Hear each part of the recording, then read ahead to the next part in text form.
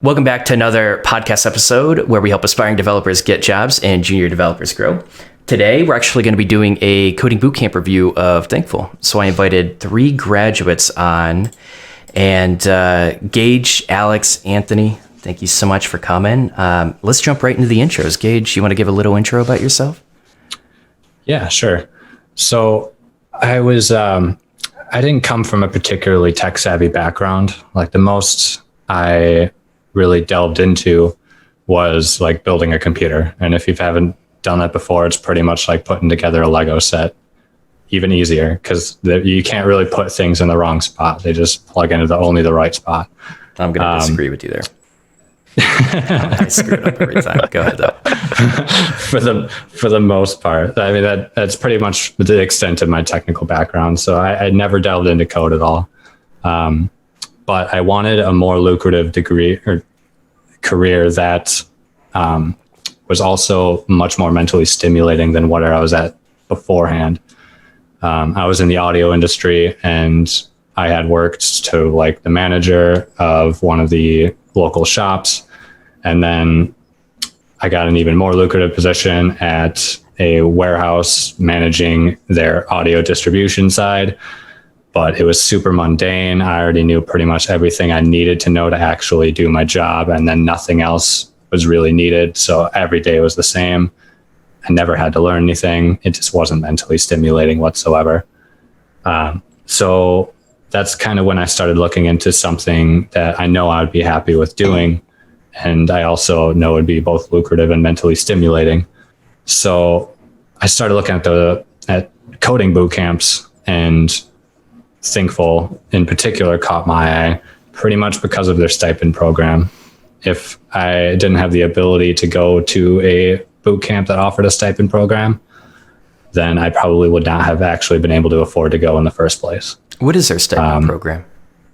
Their stipend program is essentially, as long as it's the same as when I went, which is only like, I graduated in May, so it's probably exactly the same. They essentially pay you $1,500 a month to go to the boot camp full time. And then that becomes part of what you pay back in the end, and even more. I think it was only like, I can't remember. Don't quote me on the number without the stipend. I think it was about 16 grand for the full stack immersion.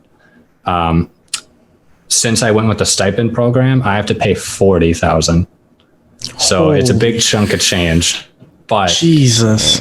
Yeah. Right. Yeah. It's a whole lot of money, but I, to be honest, would not have had the chance to go without it. So if I have to get hit hard for going, and that's the only way I can go, so be it. Okay. All right. I have one quick question on that though. Are they making you repay it right now? No, not until I hit 40,000. Okay. And I'm in the field. So you have to earn at least 40,000, then they're going to make you pay it back? Okay. Yep, I have to be earning 40,000 a year and be in the field, and then I'll have to start paying it back, which is 15% of my income. That's how they pay it back, is they just kind of deduct 15% of my income until it's paid back. Okay. That sounds a little bit more lenient than some other coding boot camps we reviewed. The number 40,000 is kind of a scary number, but yeah, I didn't know too that. bad. I was expecting like 20 or like 25. Yeah, but if you compare it to like a standard degree, it doesn't sound too bad then. If you went to a traditional 4-year school, all that. Let's see. I was doing, it was for 5 months, $1,500 a month, which is rolled into the 40,000 would be $7,500 of that is the stipend. So whatever is left is like whatever extra they charge for doing the stipend. But yeah, 7,500 of that is me paying that back.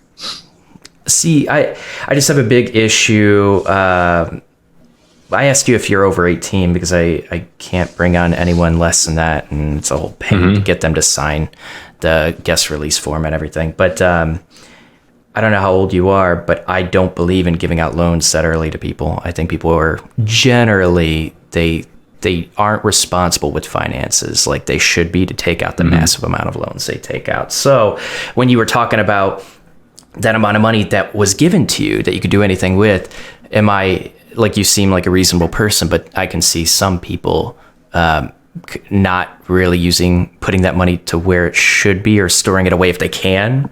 You know, like I've just met some people going to coding boot camp that are pretty young that are going to buy a new computer because they need that for a development setup, or like I hope that they I don't know, that's my only fear when I hear something like that. But for sure, like you said, you couldn't have gotten that opportunity without that stipend either. So it gave someone like you that probably is responsible that opportunity. Yeah. And just to clarify, like they didn't give me like a loan of 40,000. It was, I'm paying them 40,000, but the only thing they gave me was the $1,500 per month on the month, which is just enough to really cover my bills, and then have like a couple $100s to, you know, if things happen or whatever. But I agree. Like if I just got a bulk sum of 40,000, even being like 25, that I probably would have been a little bit frivolous with it. Yeah. I know I would have. Maybe I'm just thinking about myself and I'm projecting, but I think anyone with a lump sum of 40 grand would spend a little bit on themselves. yeah, So I think so. Yeah. All right, Alex, let's do a quick intro for you. yeah. So I started a little bit in the web design area back in high school, actually. And then I went to Northern Illinois for a year, and I was going to do their computer science program. Ended up failing out after the first year because I didn't know any JavaScript, and I was learning C++ at the time. And everything was just going over my head. So long story short, dropped out, went to massage therapy school, and then just last year I quit my job, went to Thinkful. The main reason I actually chose Thinkful was because it was online. I lived in Madison, Wisconsin for about 4 or 5 years. And up there is no in-person boot camps. And the closest one was at Milwaukee that started at 7 in the morning and would go till 6 o'clock at night. So I'm not doing 5 a.m. wake-ups or anything. Plus, I have a dog, and dogs are little furry children that need attention every 10 minutes. So traditional class schedule at home just wouldn't have really worked out for me. So that's what attracted me to Thinkful, was at your own pace. As long as you meet your deadline, you really have no issue to worry about. And so graduated back in April. Still looking for that job, like I said. But yeah, I think that's about it, actually. Okay. Did you take the full-time or the part-time? I did the full-time, I believe it was. I think it was when I signed up, it was like full stack flex immersion, I think is what it was called. Yeah, same thing here. Yeah. I took a little bit longer to graduate just because my first capstone project, I went way over my head and messed up half my back end, and I had to rewrite it, and I ended up taking about a month and a half to do the whole thing, so it set my deadlines back. But yeah, it wasn't too bad though. It was about 7 months for me to graduate, I think. Okay, cool. Thanks for sharing. Can you actually move your mic just a little bit closer to your mouth? Yeah. Thank you. Thank you. Anthony, you're up. All right. So my name's Anthony. I live in Seattle, Washington. My background's pretty similar to Gage, but I first got introduced into coding with doing like Xbox exploits with like JTags and that kind of sorts, creating like tools and stuff as a kid. And then I got into web development whenever I was in college, where I was introduced to like JavaScript and HTML and CSS, where I didn't really learn that much, to be honest. So I started looking into like boot camps to get more like hands-on experience. And so I found Thinkful, and I decided to do their full-time like engineering immersion program. And I did that from October till March. And then I found a position at iSoftStone in Washington, where I worked as a front-end software engineer for like a Microsoft vendor team. And then I got laid off from that position due to like Microsoft's budget cuts and their quarterly quotas or whatever. Um, and then I recently just got hired at a small design team in Seattle. Congratulations for the new position. Thank you. I have a Thank you. old high school friend that'd be pissed at you for the Xbox exploits, but I do have a previous guest that had the same background. Like that's how he dove into it. Yeah, fun. Yeah, that's cool. All right, cool. Well, it's good to have all of you on. Let's go ahead and jump in. I'm definitely excited to hear more about the coding bootcamp. So why don't we talk? Let's dive into the curriculum. What do you guys think of the curriculum? The curriculum Go ahead. had its dated parts, but for the most part was up to date. I think like during my React section, they didn't introduce React hooks at all. And that's a big part of it now. And there were some parts that were like mega crunch time, like very discouraging, super fire hose of information. You're just trying to do your best to keep up. But for the most part, I think it was doable, but intense, very intense. I think only 6 people of my original 25 graduated. Oh, wow. Wow. But I mean, you guys both were in full time as well, and it sounds like from that you guys did not have the same low graduation rate.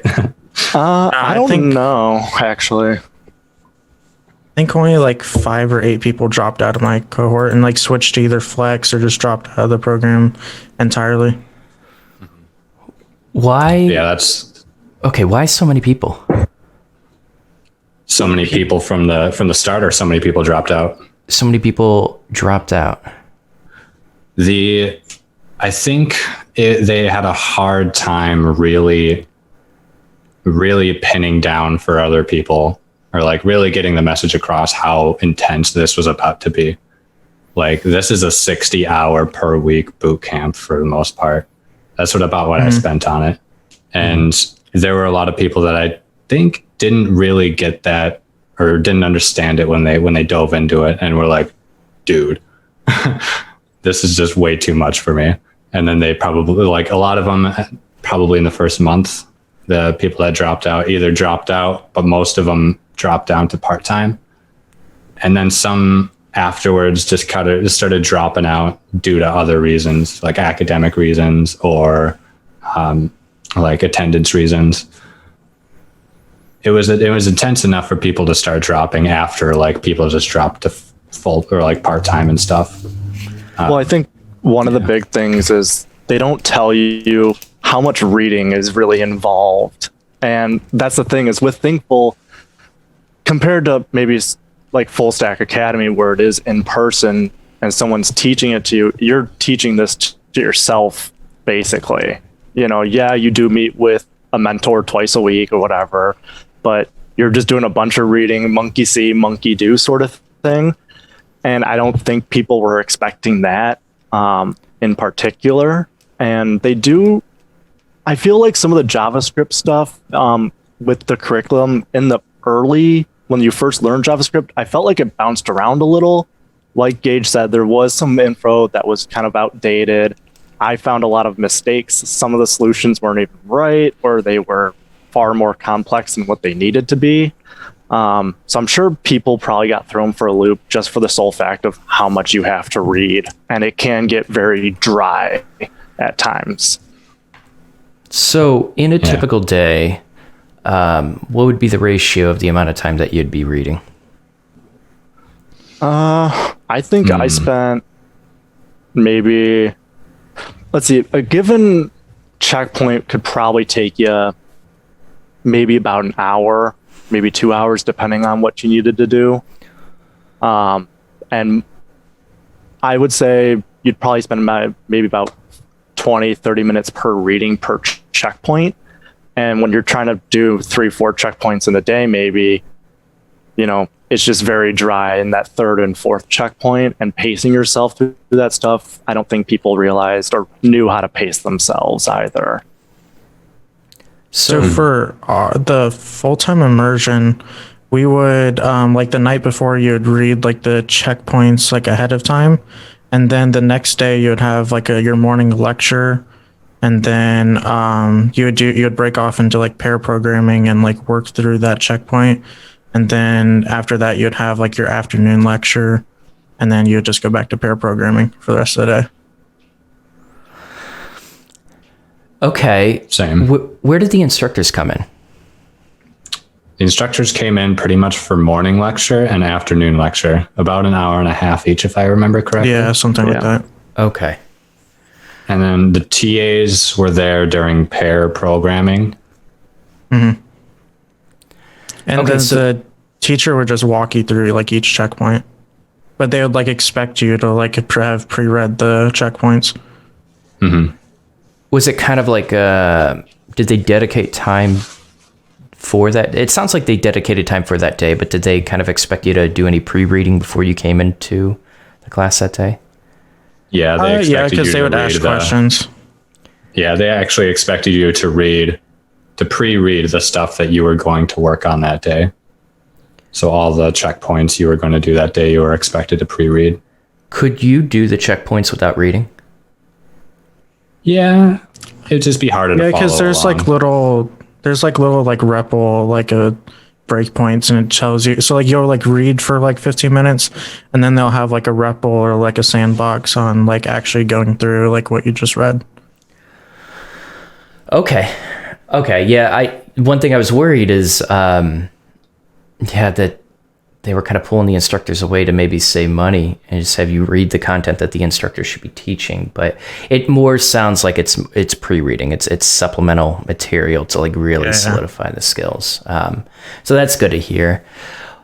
Interesting. Okay. So people weren't able to pace themselves because the learning or the reading maybe was a little bit. Okay. I don't know if I want to pause the curriculum because I do. I really want to know, what was the application process like? Now I'm just going to give my idea, but I want you to be honest with what you think of it. When I hear this many people dropping out, that tells me that they're not screening well enough. It tells me, Yeah. so that's kind of my concern. I But I want to hear from you guys. Go ahead. I wouldn't be surprised at all if that was the case.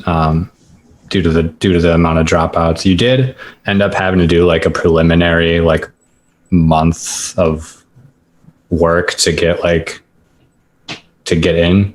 So everybody that was in the cohort that ended up dropping out had to do that month of work. So it was. But they. Oh, you can It keep was going. odd, yeah. Because I still don't think that they were like really prepared for what was about to come, and the actual like application process was almost put me off guard, because I sent in the application and I swear 15 minutes later someone called me about the application, like how to move forward and stuff, and I was like, it's been like 15 minutes. How did you even get to my application already? Yeah, I got a call later that day after I submitted my application too.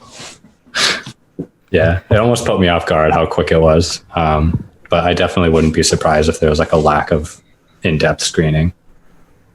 I feel like they should have went stronger into like JavaScript, because like in the like pre-course or whatever, they didn't get like, the only thing like they taught you is just like basic JavaScript and like arrow functions. And then because you actually had to pass like a practice like interview to like qualify to join like your cohort or whatever. And they just asked you like simple like JavaScript questions and like how to like create a function that builds out like a string and stuff like that. So it's like simple.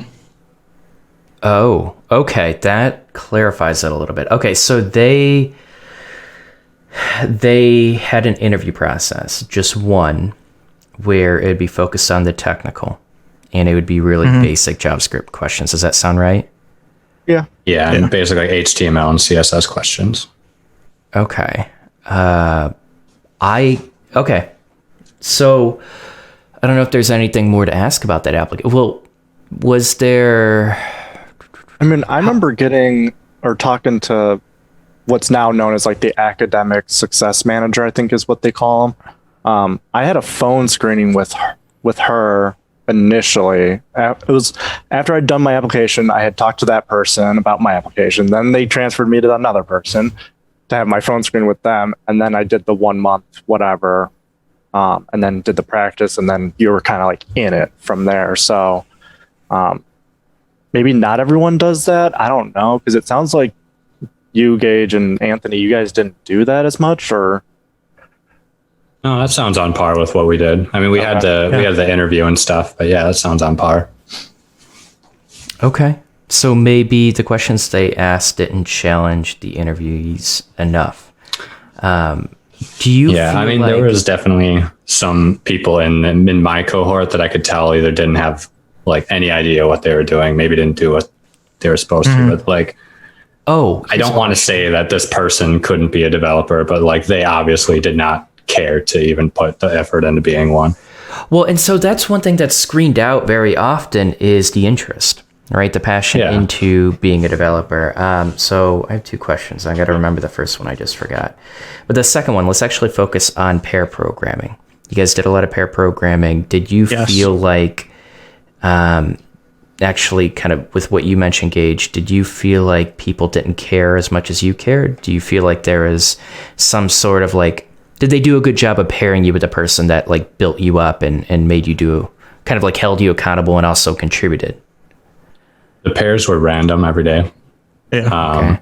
But I definitely did get paired with people that just brought my game down and like I did the work and they just didn't. I can't put all the fault on them.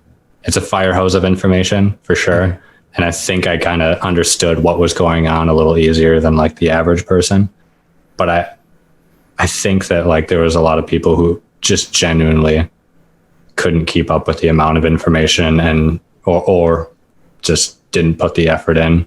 Like I couldn't see what they were doing outside of class or anything, but I knew in class they weren't doing jack really. What about the pre-work? Did you have to prove that you did the pre-work? Or did you just say that you did the pre-work, then you start the boot camp? You would just turn it in. You'd submit like a repo link of like the assignment or whatever. Okay, so you would at least submit a link to show that you completed it. I'm curious if because Full Stack Academy I thought they had a bad habit of bringing in people that didn't complete the pre-work, that they would warn them, you're going to struggle. Are you sure you want to do this? And then just let them in anyways. And that, but overall, like you were paired with very smart people that were kind of on the same level and same interest. Okay, that gives me some context with App Academy. And that's probably where some of the issues came in with so many dropouts and just people that didn't care as much, put the effort in. Because that's what you have to do, right? You have to put the effort in. Like no one's like incredibly intelligent and just knows everything when they go in. Everyone, no matter whether you came from a computer science degree, whether you're intelligent, whether you feel like you're not intelligent, it's like you just need good habits. You need to put the time into the work to learn it. That's the main thing. Okay, that gives me some more context with the application process. Did you guys want to add anything extra before we move on? I actually did just think of something, and that was pretty much that the preliminary work was pretty at your own pace. So you could have just been pretty leisure about it, like got this stuff turned in, didn't take super long, wasn't super challenging, and then you pass, cool, you're in there, and then boom, you're just information, go, work, code. So I think that probably played a little bit into it. Okay. Yeah, people weren't expecting it. Interesting. Okay. All right. That definitely gave me useful context, and I'm sure the viewers useful context. Let's dive back into the curriculum. You guys learned JavaScript? Yep. JavaScript heavy. So we learned, first they teach you like jQuery on like how to like manipulate the DOM and stuff like that. And then they get you into React where it's just learning like class components. They actually taught you the context API, which was nice, instead of like Redux, because I would have hated to learn Redux. And then you get put on to like Node, and then after that's just Postgres. Like data. Yeah. Oh yeah, Postgres. And then like just data structures and algorithms at the end. How long did you spend on data structures and algorithms? I 2 wish weeks? longer. It was only like a month or something. Yeah, something like that. Yeah, it was very short, couple weeks to a month maybe. One thing I like is that they put it towards the end. I think it could be very That's hard to interviews. learn the fundamentals of JavaScript and data structures and algorithms. We did that in the first week, and that was rough. But yeah, so how well do you guys? So we can have this argument of whether they belong in interviews or not with the challenges, but they're there. Data structures and algorithms are often put in interviews to kind of screen initial applicants out. How well did you feel like you were prepared for those types of interviews with the knowledge that you had with data structures and algorithms? I guess. Luckily, oh wait, you gonna go first? No, you can go ahead. I've been doing it too much. Luckily, like in my interviews, I never had any data structures and algorithms questions. I mainly had like web optimization like questions and stuff like that, which I actually like enjoyed because that would pertain to my job and stuff. All right. How about you guys? I think I was prepared as long as the actual employer was reasonable about what they were expecting me to know. Like, I know how a linked list works. I know how a map works. I know how stacks and queues work. And if I need to implement one, I'll find out. I'll figure it out and implement it again because I've done it before. But if you wanted me to do it right now, no, I can't do that. But I know exactly how it works and stuff like that. So I guess it does depend on like how reasonable the actual employer is with their questions. But I think I was prepared for like a reasonable question in regards to data structures and algorithms. Binary search trees too. Yeah, I think so. Okay. Yeah, out of my one interview that I had, we didn't really touch much on the data structures and algorithms. But I could see why, kind of going off of Gage, like seeing what the interviewer is expecting of you, because we are just bootcamp grads and we don't spend the extra maybe 2 years learning all the different data structures and really getting into the meat and the potatoes of it all. We know how to implement it. If I couldn't tell you I would do it right on a whiteboard at this moment, but give me 10 minutes with Google, a little bit, and just let me tinker with it. I'll figure something out and get something implemented. So yeah. Okay. And so I think you guys brought up a really good point. Very often it's helpful to have context of how they work and what you would use when, and then be able to look up the implementation when you need it. And that's kind of like the realistic scenario. It sounds like you wish they had spent more time with it, but it sounds like in general you guys felt pretty prepared for it. It's enough to get your feet wet, but I definitely personally need to spend more time with it. I do feel prepared, but at the same time I don't. And so I think they could probably spend another week or two easily on, granted there's just so much to it. And it is kind of confusing. At least for me, I found it confusing at the start. And it wasn't until about that third or fourth week that I started kind of understanding it a little bit better. So it also depends on your learning style and learning type too. Yeah, absolutely. Did you guys practice like whiteboard questions or anything like that? Not that I can remember. Okay. Not sometimes in the data instructions, like whenever I had the teacher, like every morning she would start out like asking someone, like she would give them like an interview question. That's about like as far as they went. And then like the person would just join the call and do it in front of like everyone. Oh wow. And she would like step you through it. Yeah, it was kind of rough. Yeah, that is rough. Okay. I hate being called on in class. I absolutely hate it. I think everyone does. So it's a full stack JavaScript program. You guys touch on both front end and back end. One thing that I often hear is sometimes the transition from front end to back end or back end to front end is rough because it's a different model of thinking in your head, different type of logic sometimes. And a lot of people struggle when they transition from the front end to back end when they're learning.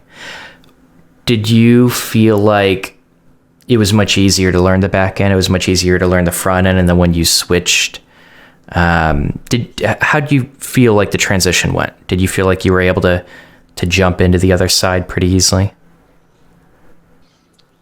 Yeah, I think they did the transition pretty well. The boot camp that I help teach now doesn't do it the same way. And I think it's a little harder the way they do it, which they pretty much went like full 180 after they were teaching you front end, and then once you got the front end down and like what Axios does for like fetch requests and stuff, then they went to Node, which the stack we teach is MERN stack, so React is still involved, but they decided to put it after the Node section.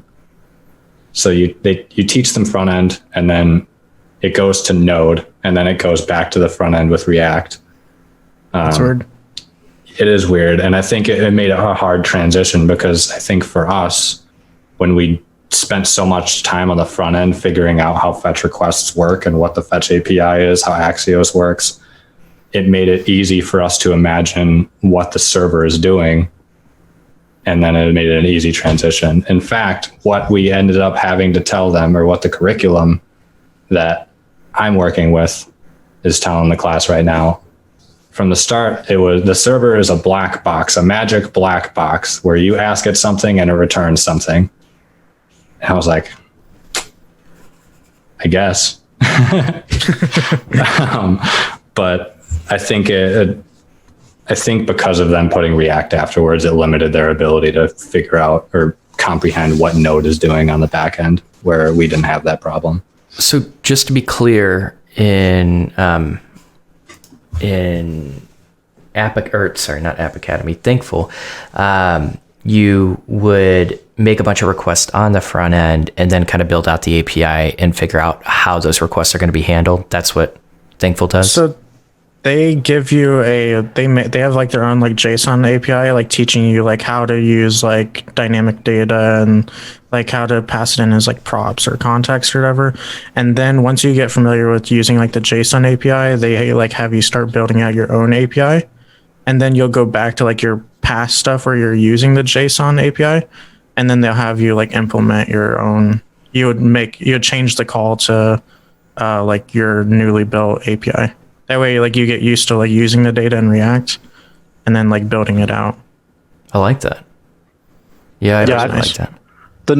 At least for me personally, I found learning the back end a lot easier than the front end, and I think partially is just because I learned the front end first, and making that transition over just kind of seemed fluid to me. I already had a good idea of what I wanted to do and how I wanted to do it, and it was just a matter of learning the implementation for it. So I think maybe having React first and having their own set of JSON and their own data sets that you use, and then, as Anthony said, you do go back to some projects and implement your new API that you just built for it. And you do that for, I think I did for like 2 or 3 different projects that you do kind of throughout the whole course. And you go back to one of your early, like very first projects, and you transform it into React. And so yeah, I would say learning the front end to the back end was a lot easier.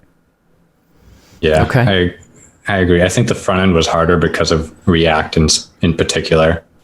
Mm-hmm. I think React was the most abstract thing for me to get my head around, because it was built to make problems that you should already know about as a developer easier. So if you don't know what's going on in like a regular JavaScript page or like a regular HTML page, you're not going to know what React is fixing and why it's better or what the heck's going on.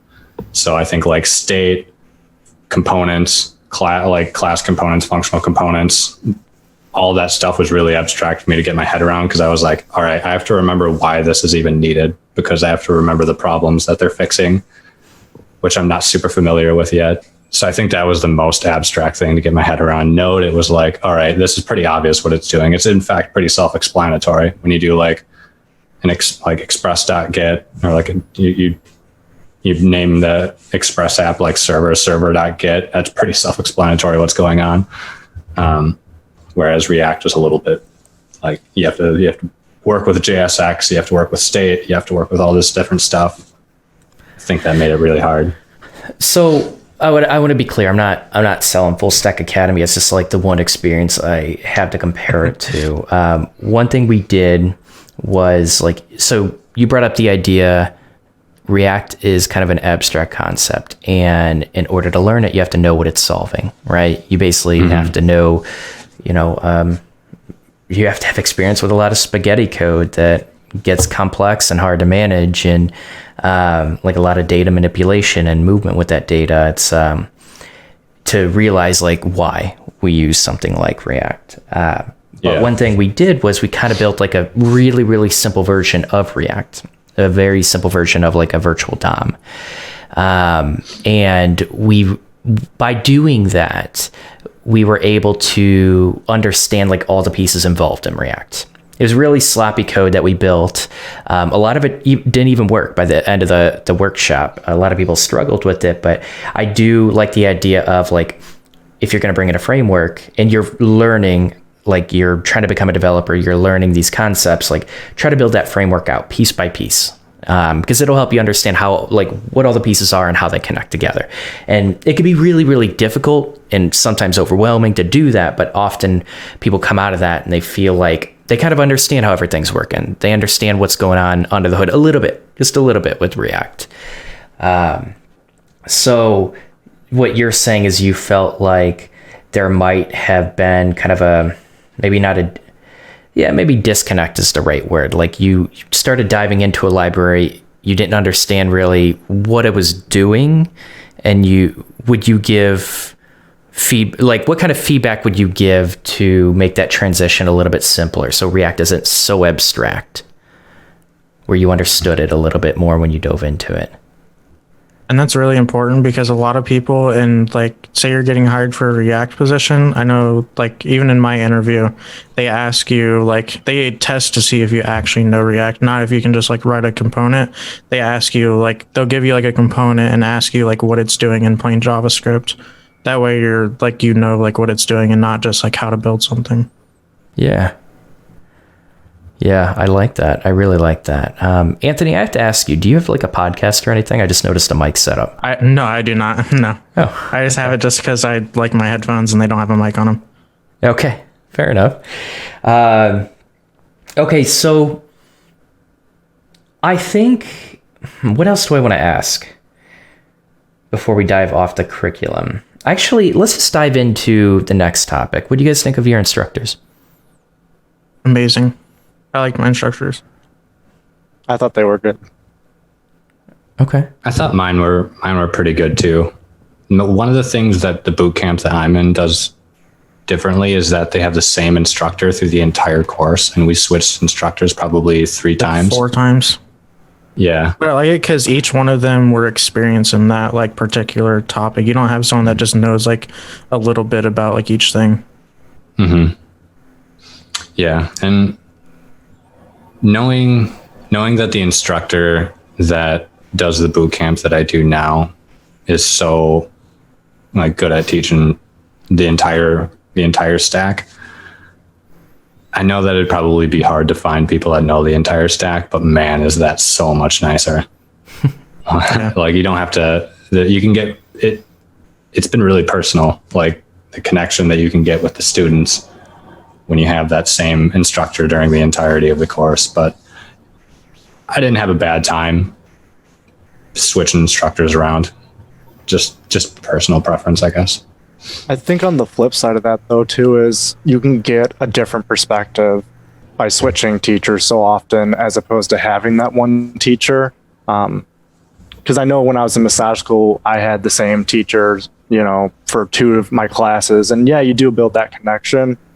And it wasn't until I took the same class again with a different teacher that you do see it from a different perspective. So you make a really good point, Alex. I want to give an example. I had 2 instructors in my cohort throughout the entire thing, and I'm going to be honest. There's one instructor that they both were good instructors, but one had more experience teaching, and there was one instructor that I would have loved doing the entire thing with, and one instructor that I Probably not. I don't think it would have been worth the money, to be honest. And but one thing they did is they complemented each other really well, and they would speak up in areas that they knew about, and they did have different perspectives. It was interesting because it's kind of funny because one of the instructors that actually just got hired, she was a newer instructor, she would basically in the middle of the class like just challenge the other instructor and be like, that's not right. And then like they would kind of have, it wasn't an argument, it would just be like a back and forth of like, okay, what's the real answer? And it would actually be really constructive. Like the entire cohort actually got a lot out of that. But the interesting thing was they both had their different perspectives, and one might dive into like in more depth and give more like contextual examples, where one like there was one instructor where she would actually like just code out like 3 different examples, and when you get different like perspectives or different ways to solve a problem, you're able to reinforce the concept that you're learning a lot more. And then one instructor, he had more experience teaching, and he went into depth in the right areas, but he didn't give a lot of examples. And I do feel like having multiple instructors to get different perspectives on, it made the experience way better. It's a little bit different than what you guys are talking about, because it sounds like you had like instructors switching out, but we didn't have 2 instructors at the same time. You did. In fact, if anything, like the one that I'm doing now, we have 3 TAs because it's a class of 36 students, but all 3 of us are there during the entire class time. So like if I want to interject with what I got to say about the lesson he's teaching, I can interject. I can be like, oh, by the way, if you want to do a for each loop, but you want to return a new array with all the functions applied to it, you can use a dot map. And then Dan, the instructor, will be like, Gage is exactly right. If you want to do that, use a dot map, and you can do all these. You can use a for loop, or you could use a for in loop. And that's cool. It's been really cool that I've been able to do that, because it's different from ours. The TAs weren't around until pair programming, and then they didn't have an ability to interject what their opinions were, if anything they had to add that the teacher may have missed. But we're there to do that like the whole day, which is cool. Yeah, that definitely is. Okay, so it sounds like the instructors were pretty good. You guys had TAs as well? Yeah. I think there was like 3 total, and they were split up between the class. And I think my cohort had like 18 or 20 people. What do you think of the TAs? They were good. Yeah. Okay. Really knowledgeable. Yeah, for sure. Okay. I think that's pretty good for the curriculum. Because I feel like any other information people can. Have you seen Thinkful advertise like their curriculum, like a very basic version of it, like what they go over on their website? Did you guys look that up at all? They like list like the technology. It's just not like the things that they go over, like not like methods or. Right. Okay. So it sounds like they have a general outline. So if people want to learn more about that, they can probably go to the website. So this is one of the most fun topics for me. So we're going to dive into how well do you feel like you were prepared coming out of the coding bootcamp to get a professional developer position? For my general area, not that well, because I'm in Microsoft and Facebook land and all that, and they no longer use plain JavaScript. Everyone's using TypeScript or like other languages like that. Like I know Microsoft for their back end, I couldn't do any of their positions because it's all in like C#. So I had to like learn a lot of technologies coming out the gate. So like my whole like last month I spent learning like TypeScript and stuff. That's one thing I've noticed still being on the job hunt is a lot of places are looking for C# or Java or Python for backend. And I started learning Python about a month ago, I think, and kind of doing it here and there when I have time. But overall, I feel pretty prepared. I feel like coming straight out of a boot camp, I feel like I could jump into a project and feel pretty comfortable of what I'm doing. There are some areas where I would probably go to the senior level and just be like, hey, I don't know what I'm doing. Just give me a general idea of what I'm supposed to be doing. But overall, yeah, I feel pretty prepared. Same. Okay. Yeah, I felt that there wasn't a whole lot for me to really catch up on that they didn't get into with it, except for like React hooks and probably like actual design for web pages. Like by the time I was done, I'd still had zero clue how to lay out a website with an aesthetic that was really appealing at all. So I ended up spending like the next month doing like design classes and stuff. Just trying to get that skill way nicer, because to be honest, that's probably one of the skills that I would have loved to actually dive into more, because it's so important. Like I didn't know exactly how much more attention I'd get until my portfolio actually looked good, not just decent, not just acceptable, good. So, and it's still not even like amazing or anything. It's just good. But that in itself was such a valuable skill that I had to end up learning myself afterwards. Other than that, and like React hooks and stuff, which is just something you should know for React nowadays, I felt pretty prepared otherwise. Okay. What do I want to ask? Okay, so it overall it sounds like a couple different mixed reviews. I want to pick at this a little bit more. Alex, like I said, I'd love to have a private conversation with you, help out any way I can. That offer still stands, but I want to touch on the surface of this a little bit. Mm-hmm. Why do you feel like you haven't gotten a position yet? Well, so I live outside of Ann Arbor, Michigan, Okay. about 40 minutes southwest of there. And so in Ann Arbor, it is up and coming for tech. It's not super up and coming. So I've been looking in Detroit, back in Madison. I've actually looked in Seattle and Portland. And one thing I'm finding is it's all 3 to 5 years of experience. I'm finding a lot of stuff is for Java, C#. I am finding stuff that's for React, but I think for me, it might be my resume is not as impressive as I think it might be. It could be my portfolio just is bland and they don't even want to scroll through it. It could be, my code isn't that great. And I think it's, it looks good to me. So maybe it is good. I don't know.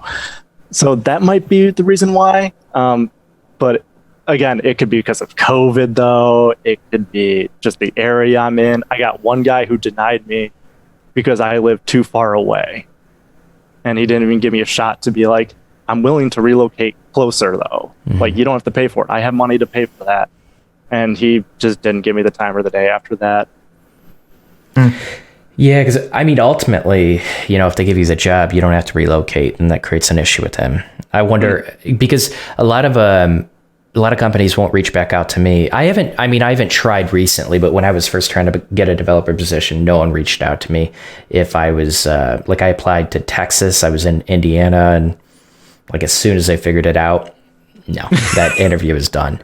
Yeah. I think a lot of employers are like that. I would be curious to talk to more employers about that specific issue and kind of what their concerns are. Maybe that's another podcast episode, because relocation, actually, I'm going to write that down. This is how I come up with new episodes. You're welcome. You can send me a bill for my check later.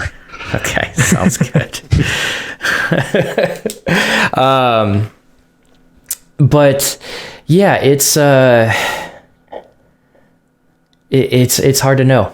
It's definitely hard to know why you don't get a position, and then once you finally do, you don't question that anymore. And it becomes easier. Once you get that first position, it becomes a lot easier to move around different positions and find the right That's one. what I've heard is once you get the first position, then you're fine, because now you have a proven track record of, okay, well, he's actually worked on a project X, Y, and Z.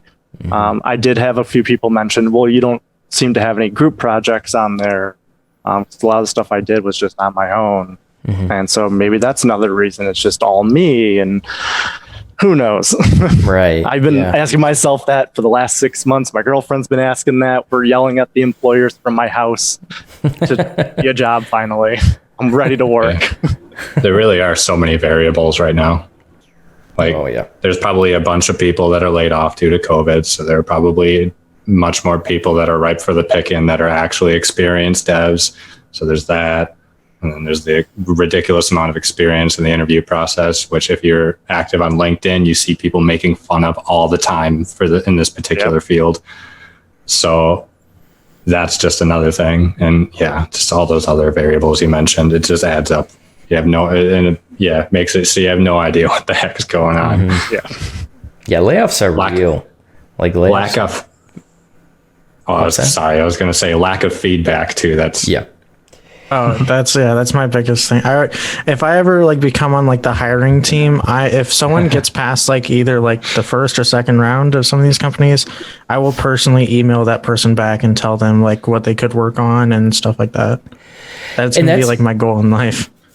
That I love that mindset, but I can tell you because I was a director at the YMCA for a while. I had about 25 staff, and when I would hire, I would love to give that feedback. I really would. I wanted to help out everyone, but people sue for anything, like anything, and that's the problem. It's like, that is true. I don't think employers like want to be jerks. Like every boss I ever had, and I've had this conversation a couple times. They want to help people out. They want to see developers be successful. They want the tech industry to boom, and they want to bring in passionate people. A lot of passionate people get rejected, sometimes because they don't have the experience. Sometimes it's a cultural fit. Sometimes it's just like interactions with others, or they view your Twitter and you're like, like there could be so many different factors, but it's a risk factor sometimes. And it would be nice to give that feedback, but. Like I said, people sue for anything, and employers have been like backed up into a corner where HR is saying, you better not say any of this, or especially during COVID too. It's like a lawsuit when they're already doing layoffs that's going to be a really, really hard thing to handle at a company. But it's sad because so many people just want the feedback. They're not going to sue. You just get a few bad eggs that are.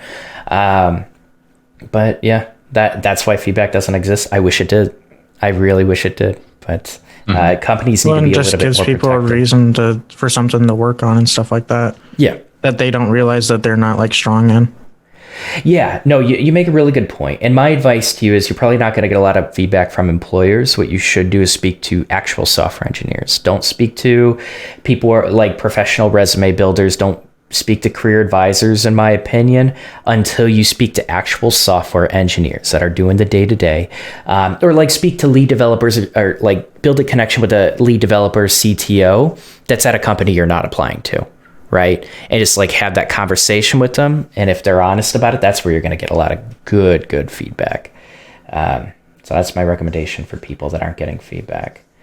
I think, okay, so it's really hard to tell, why you didn't get that position. I was just curious. I appreciate you diving into that.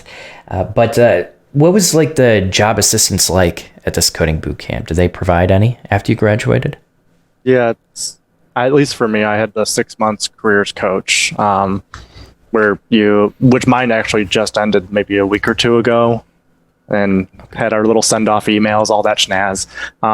Met with her a few times shortly after graduating, but the last few months I haven't felt like a need to reach out to her and meet with her on Zoom or whatever. They help you. They have a big, like a template for tracking your job applications. If you reach out to people, do your meetups. There's a tab for how many times you've committed your code, I think, too. They might have changed a little bit, and it's just a tracker, really, just on Excel. Right on the Google Docs, all that snaz. So I thought it was there. It was a resource, and they're not going to get me the job 9 times out of 10. Well, 10 times out of 10 probably. I'm not expecting them to get me a job just straight out the gate. But I feel like it could probably get reworked a little bit more. It felt like at times like I would ask her something and I just wouldn't get the answer that I was expecting to hear. Maybe I don't know if you, Gage, and Anthony had the same experience, but. I have one quick question for you. Were you not eligible for the tuition reimbursement because of where you're located?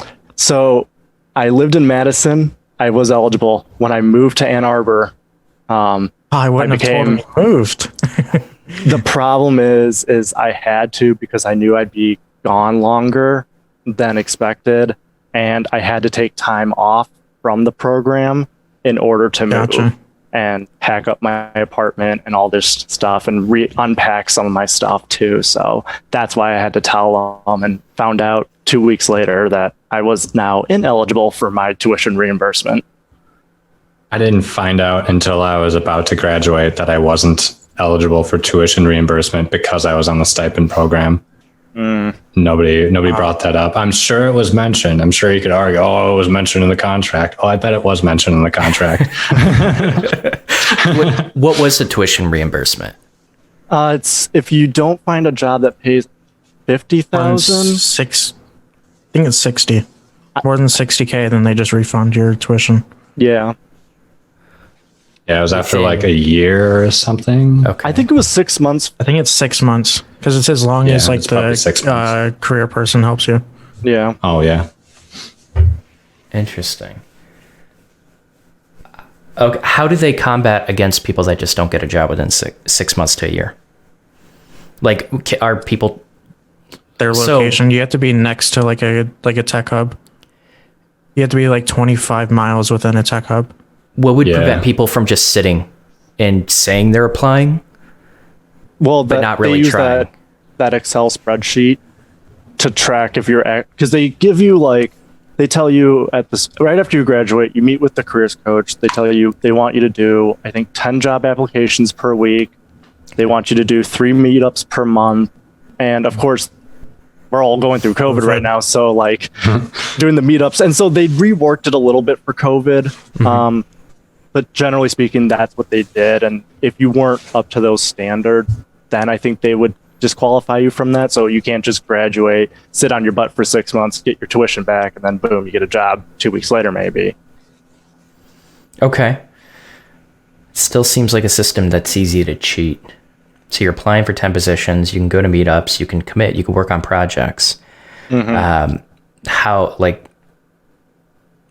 the, how would they ever prove that, you're either not getting a job or you're just, sitting on job offers? I don't know if they really have a way to prove it, but I think for the right person, they're going to be working towards it. And I think it's not a good habit to build. First of all, it's not moral to just do that. We can get into the morality, but I think when you introduce tuition reimbursement, it gets into really gray areas, and that's where I see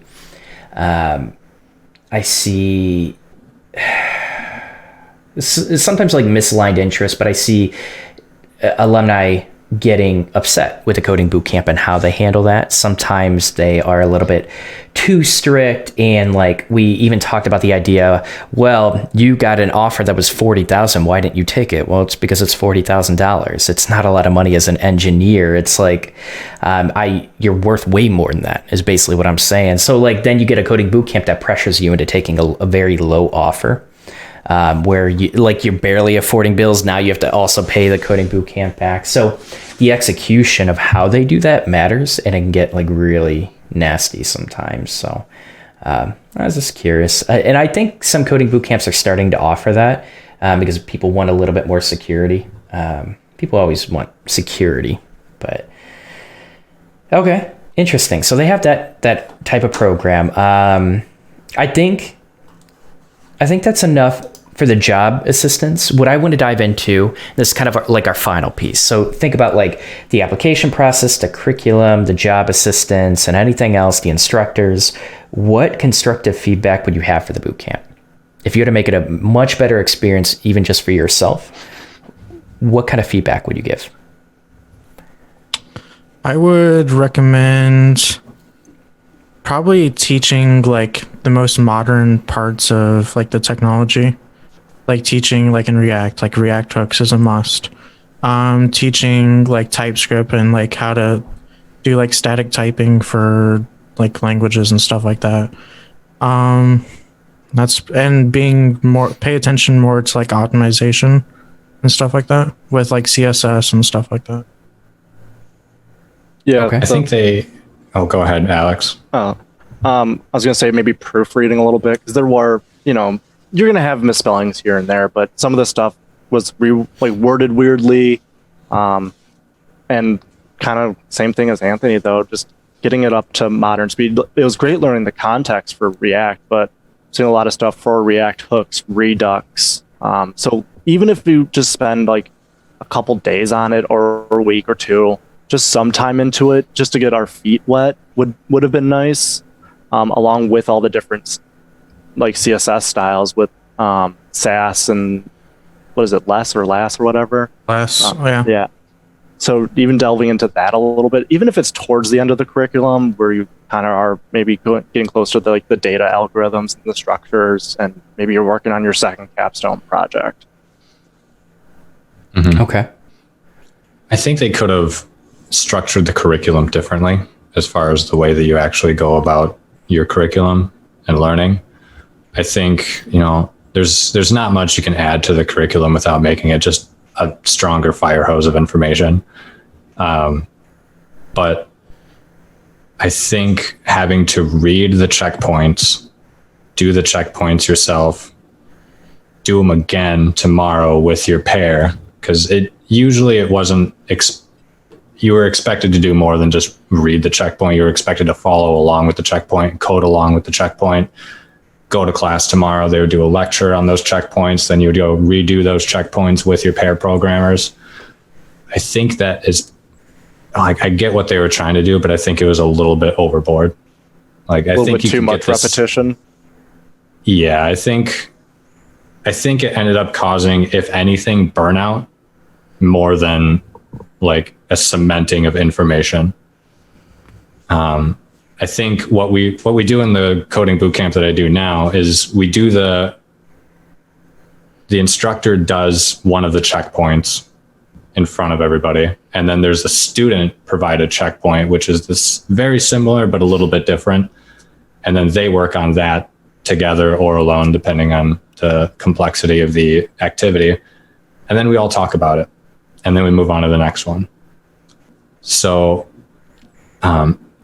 there's still homework, but it's like there's 2 homework assignments per week. That's the only stuff you have to do outside of class.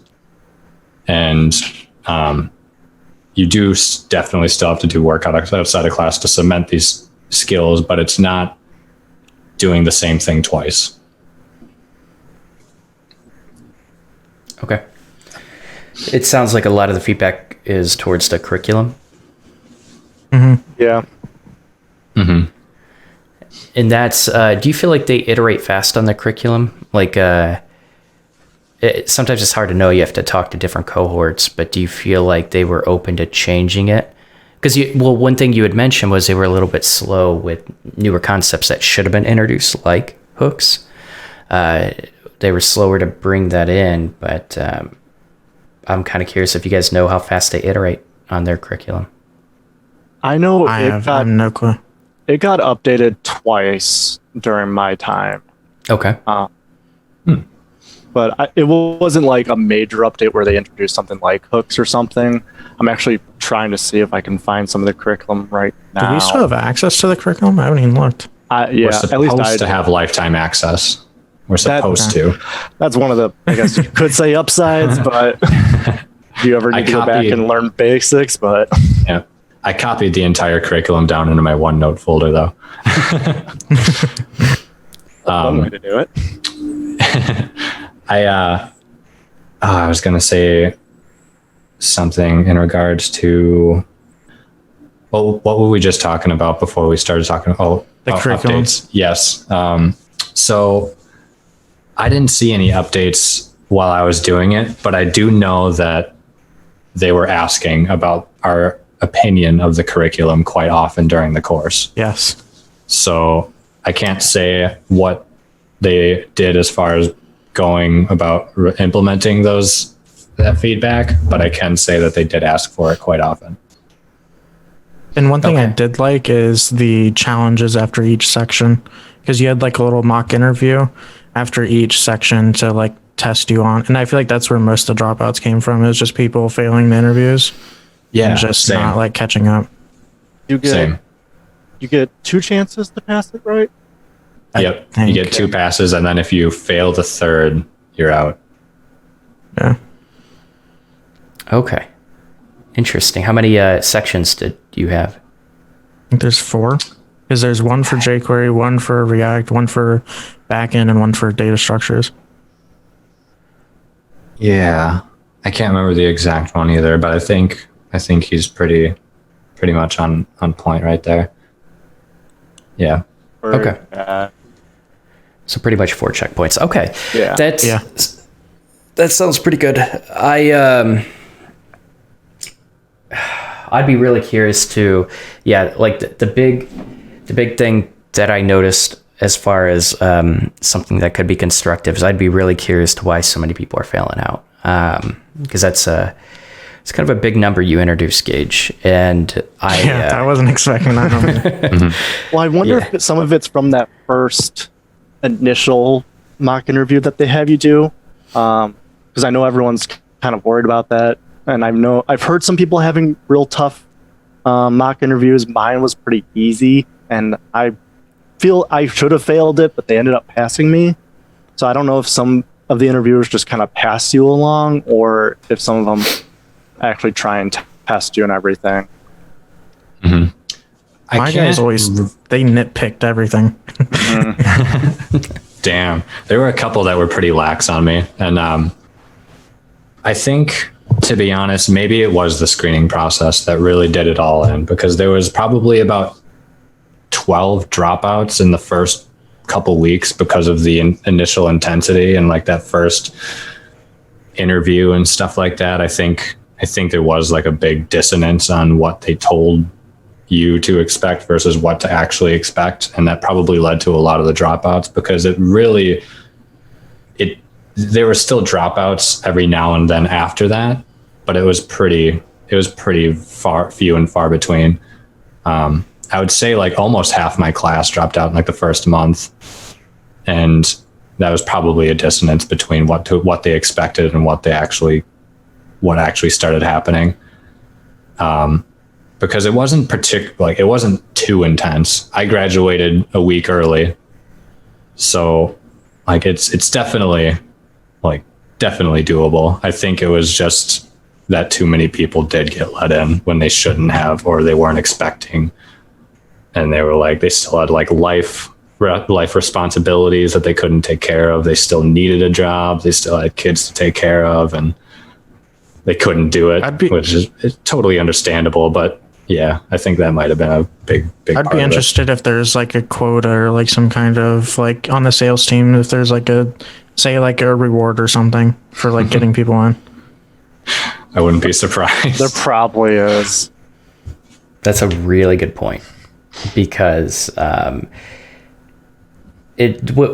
question is, do you get a refund if you quit within like the first 2 weeks or something like that? Or not a refund, you just aren't charged? I think it's based on a percentage, like how far you get in.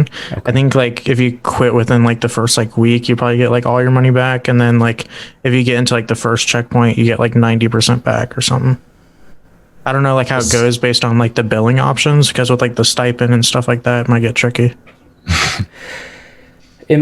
Yeah, maybe this is a controversial opinion, but in my opinion, they shouldn't be lenient on the refund. I like the percentage idea. I just think it needs to be a higher percentage of what you owe, and I think that's going to basically, like, if you make that clear and bring that into the interview process, I think it'll definitely make sure people are serious when they go into it. And I think that's what they need to do a better job of, because it can affect the entire experience for other people. It's not just you. It's like when you know you're going to be quitting, or for whatever reason you're just not putting in 60 hours, you're only putting in the minimum because you weren't given that expectation early enough. And like you said, now you have kids to take care of, and you didn't work that out with your partner to do that, or like you were struggling with bills and you thought you could work a part-time job while going to a full immersive coding boot camp. I don't know, that gets tricky, but yeah, it does affect other people's experiences.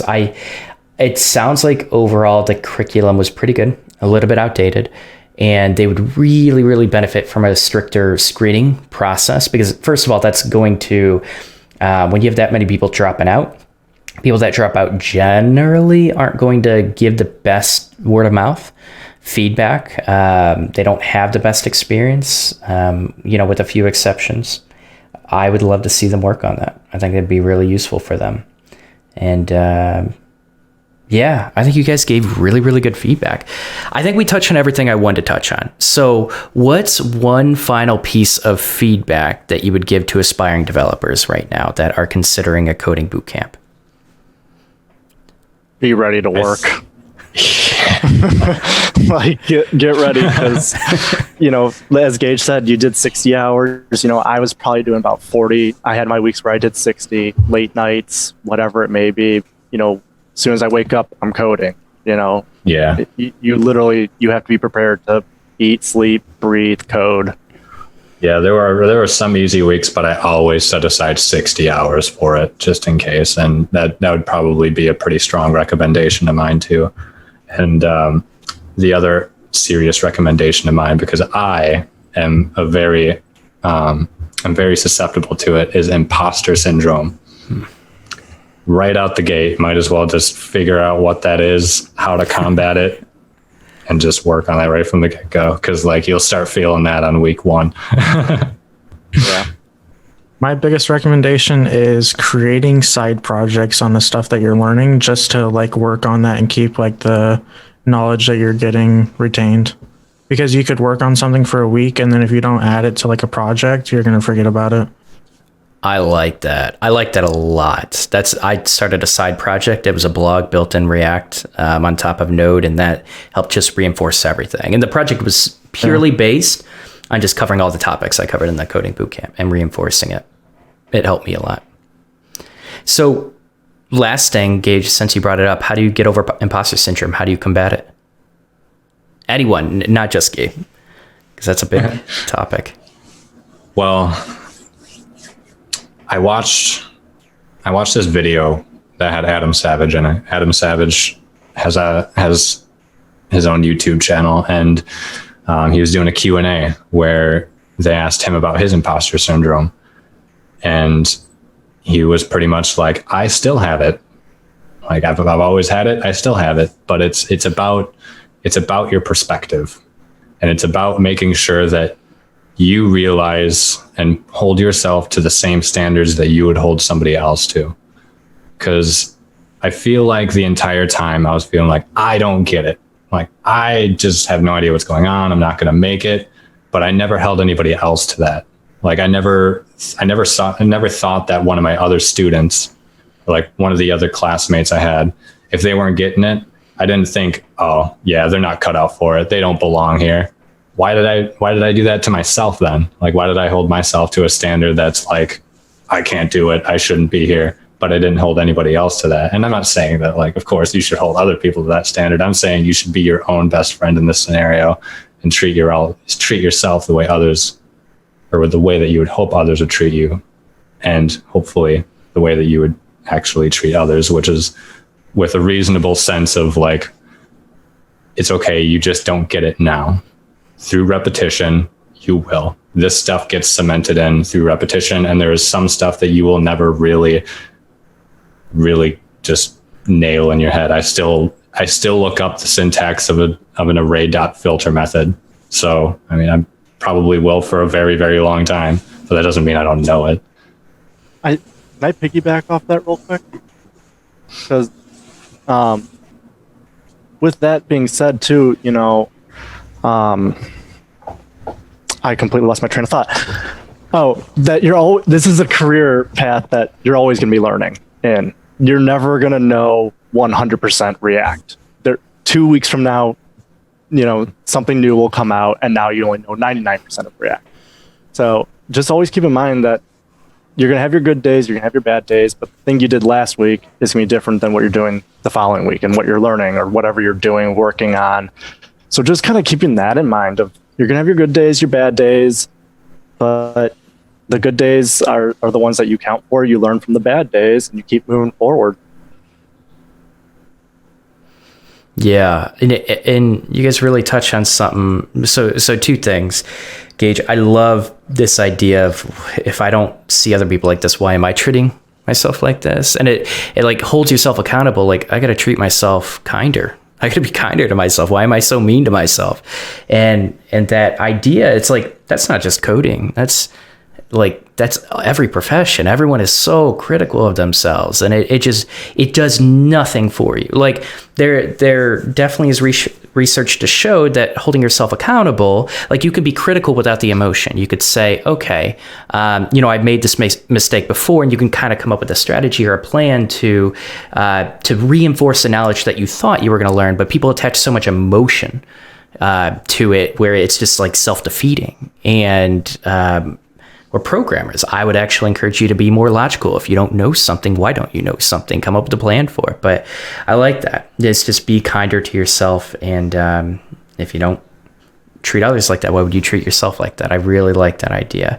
And, Alex has a really good point. It's, I still look up things for React all the time, and pretty much all my positions, I was using React.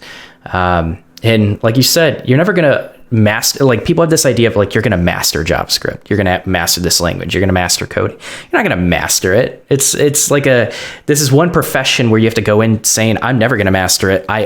You have to be hungry to learn, because there's unlimited amount of knowledge, not literally, but like there's so much knowledge, you're not going to learn everything. And you have to go into this is a profession you go into with just like, I want to go into this learning. I want to go into this like with the idea that I'm probably going to experience imposter syndrome for the rest of my life if I stick with this career. And you have to get comfortable with that idea. And Gage, like you said, is perspective. You change your perspective, and that changes like everything you think about imposter syndrome. You're no longer scared of it. You expect it, and you kind of you can actually learn to love imposter syndrome, because it's going to be that little fire under your butt to continue learning. And sometimes you can turn it into kind of a motivation, but people fear it. People fear like what others think of them, and what others think about their skill level and their intelligence. And you see that in a coding bootcamp too. When you go into a coding bootcamp, it's just people are so scared to ask questions because they don't want to appear dumb. They don't want to feel dumb. They don't want to sound dumb. And it's like, we're all dumb. Like none of us are born coders. Like that goes back to like the first grade. Come on now. It does. Like I remember doing that stuff in high school. Like that's just, I think, how people are though, especially when you're learning something new. You don't want to ask too many questions because you don't want to appear too stupid to learn it, but you're just trying to learn it and understand it. And once you understand it, then you can really learn it, remember it, implement it, whatever it may be. Yeah. Yeah. And that's pretty much it. That's what it is. I want to definitely be respectful of your time. We have about 3 minutes left, so let's go ahead and do our outros. But really appreciate all this. Everyone gave a lot of good context around this, and I kind of poked at some holes in the coding bootcamp. So I appreciate you guys, really diving into those details with me, because ultimately, it is one of the higher end boot camps.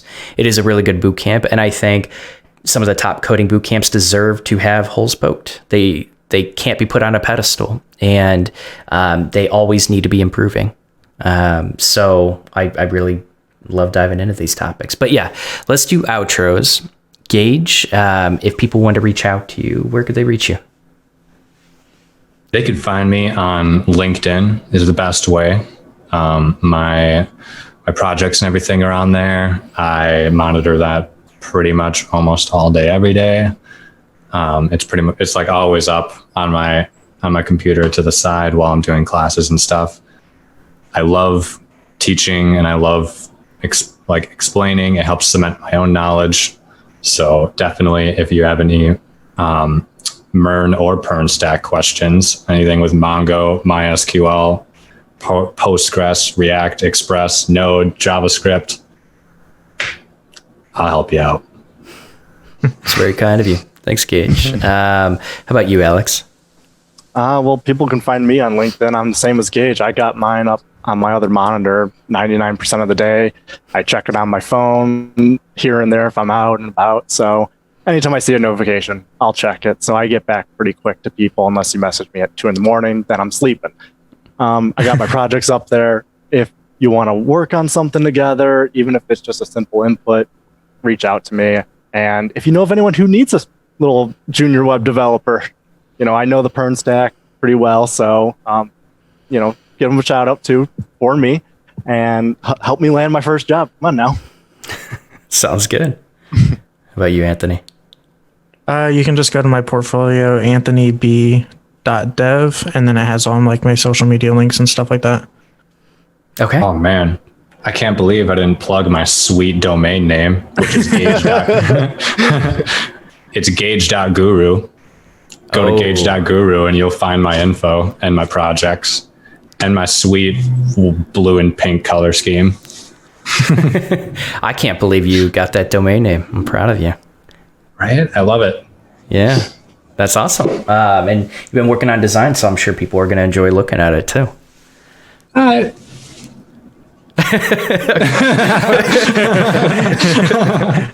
Awesome. Well, thanks everyone for coming. If you guys like this episode, I'm going to be posting on YouTube, different podcast platforms. But one thing I'm like, if you did anything, if you like this episode, one way you could help me out is share it. I'm trying to grow the podcast.